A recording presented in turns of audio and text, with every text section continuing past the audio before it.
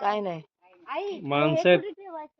तर मंडळी अशा प्रकारे आजचा दिवस आपला संपलेला आहे. इथे वन डे पूर्ण झालेला आहे आणि आता आपण परत निघालेलो आहोत. आता आपण जाणार आहोत रत्नागिरीमध्ये गणपतीपुळेला. तिथून तुम्हाला अजून काय काय स्पॉट एक्सप्लोर करणार ते तुम्हाला सांगणार आहे. आता आपण तो व्हिडिओ नेक्स्ट व्हिडिओमध्ये बघूया. चला मंडळी पुन्हा भेटूया. तिथे तयारी झाली आहे. चला सगळेजण निघालेले आहेत.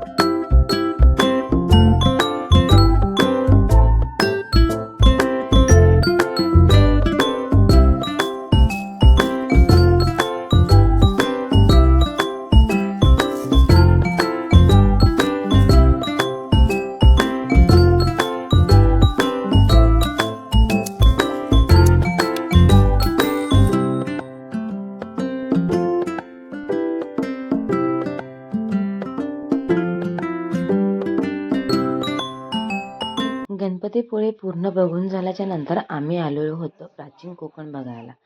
खूप असं निसर्गरम्य हे ठिकाण होतं. शांततेचं वातावरण होतं. इतकं सुंदर आतमध्ये होतं ना की तुम्ही आता बघतच राहाल. तुम्हाला मी प्रत्येक गोष्ट दाखवणार आहे. आणि जे आमच्यासोबत गायडन्सवाली जी होती ना, म्हणजे आम्हाला गाईड करणारी, हे कशामुळे बनलेलं आहे, कशासाठी आहे, तिने पण आम्हाला खूप छान अशी माहिती दिलेली होती. तुम्हाला मी आता दाखवते आतमध्ये गेल्यावर प्राचीन कोकण कसं आहे. चला मग आपण बघूया प्राचीन कोकण कसं आहे. नमस्कार, मी सानिका प्राचीन कोकणमध्ये आपले स्वागत करते. Konkan tourism development and research centre ही आमची संस्था आहे. या ठिकाणी आम्ही पर्यटनातून रोजगार निर्मिती हा विषय घेऊन येथे काम करत आहोत. विविध धार्मिक ग्रंथांचा अभ्यास करून आम्ही येथे एक नक्षत्र बाग तयार केली आहे. प्रत्येकाच्या जन्म नक्षत्रानुसार एक वृक्ष आराध्य वृक्ष म्हणून मानला जातो. त्याची पूजा अर्चा केल्यास त्या व्यक्तीला धन, सौख्य, आरोग्य प्राप्त होते. तुम्ही एक्झिट करताना बाहेर लावलेला बोर्ड वाचू शकता. ज्यांच्याकडे कॅमेरा तिकीट आहे त्यांनी फोटो काढत चला. एक्झिटचा रस्ता वेगळा आहे.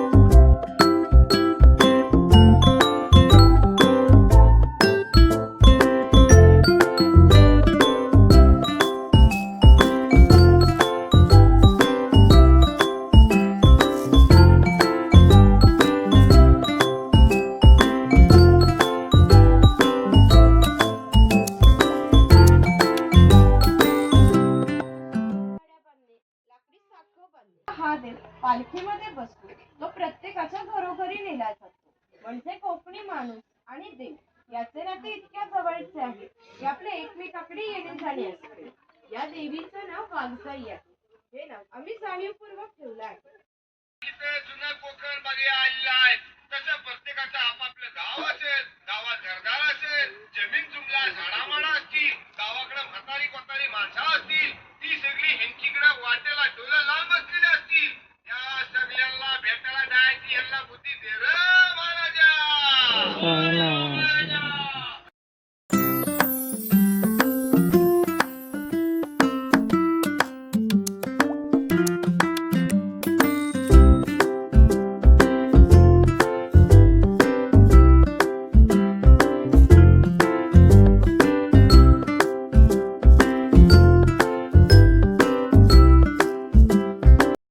प्रत्येकाच्या घरोघरी जाऊन सेवा पुरवत असते. त्या बदल्यात त्यांना पैसे नव्हे तर धान्य मिळत असते. एका नाभिकाला एका कुटुंबातील पुरुषाचे घरी जाऊन केस व दाढी करण्यासाठी वर्षभरासाठी 4 पाहिजे म्हणजे त्याचे 8 किलो धान्य मिळत असते. इतक्या अल्प मोबदल्यात हे लोक समाजाची सेवा करत असतात. या नाभिकाविषयी आमच्या लोकसाहित्यात एक मजेशीर वर्णन आढळले.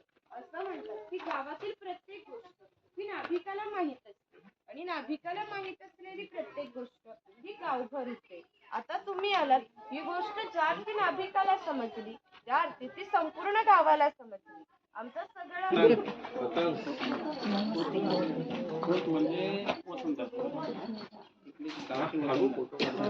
हे खोत आहेत. राजाच्या गावातील थेट प्रतिनिधी म्हणजे खोत. धार्मिक व राजकीय बाबतीत पहिला माना खोतांचा असते. खोत लोक गावचे प्रमुख असतात. गावातील न्यायदान करणे, महसूल गोळा करणे, कायदा व सुव्यवस्था सांभाळणे ही असतात. त्या टाकून विशिष्ट प्रकारचे दान मागितले जाते व त्या सुंट्या मागे पुढे सरकवून हा खेळ खेळला जातो. खेळणारे जर कसबी असतील तर हा खेळ एकटे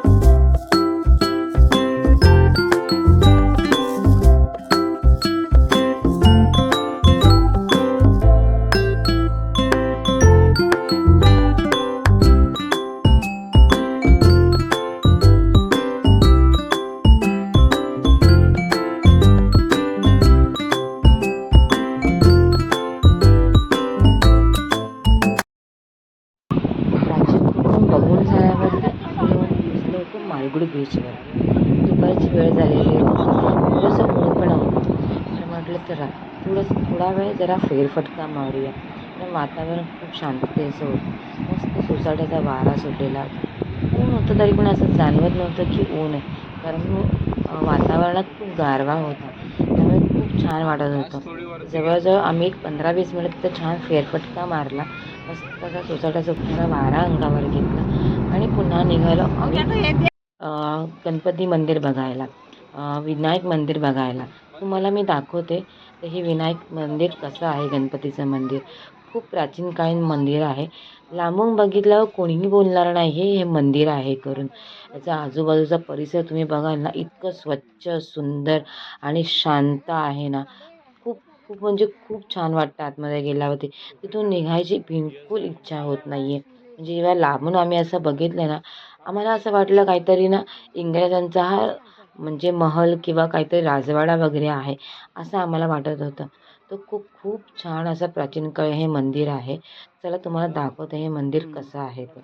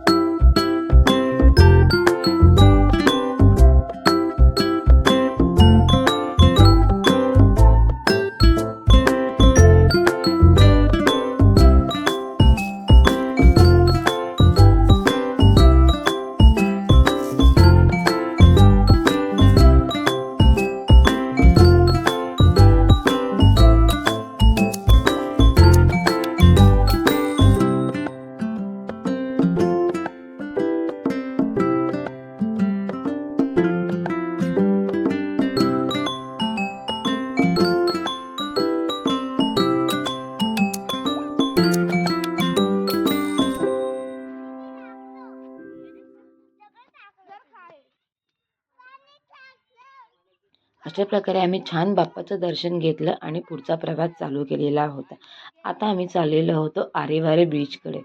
आरेवारे बीच आम्ही खूप ऐकलं होतं, खूप सुंदर आहे, मोठं आहे आणि म्हणजे आम्हाला माहीत नव्हतं, तर आम्हाला जाऊन ते बघायचं होतं आणि खूप त्याची उत्सुकता होती. म्हणून आम्ही पुन्हा आमचा परतीचा प्रवास चालू केलेला होता आणि जाताना आम्हाला रस्त्यामध्ये छान असं सनसेट बघायला मिळालं. आम्ही आरेवारे बीचला नव्हतो पोचलो, पण रस्त्यामध्ये आम्हाला हा सनसेट बघायला मिळालं. खूप सुंदर असा हा सनसेट होता.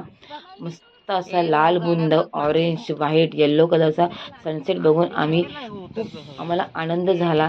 म्हणजे मन असं तृप्त झालं ते बघून. छान फोटोज वगैरे त्याचे क्लिक केले आणि आम्हाला थोडंसं आरेवारे बीचला पोचायला लेट झालं. पण लेट पोचून पण तिथे खूप लोकं बीचवरती होती. मस्त तिथल्या सनसेटचा आनंद घेत होती, तिथल्या वातावरणाचा आनंद घेत होती. खूप छान असं हे बीच होतं. तर मंडळी, आम्ही आमचा हा सेकंड डे इथे एंड केलेला होता आणि नंतर घरी जाऊन रात्री आम्ही रूमवर थांबलो, जेवलो वगैरे आणि परत सेकंड डेला निघालो. तर मंडळी, तुम्हाला हा आपला सेकंड डेचा व्हिडिओ कसा वाटलेला आहे मला कमेंटमध्ये तुम्ही नक्की सांगा. तुम्ही ह्या चॅनलवरती नवीन असाल तर आपल्या व्हिडिओला लाईक करायला, शेअर करा आणि चॅनलला सबस्क्राईब करायला विसरू नका. चला मंडळी, पुन्हा भेटू. बाय.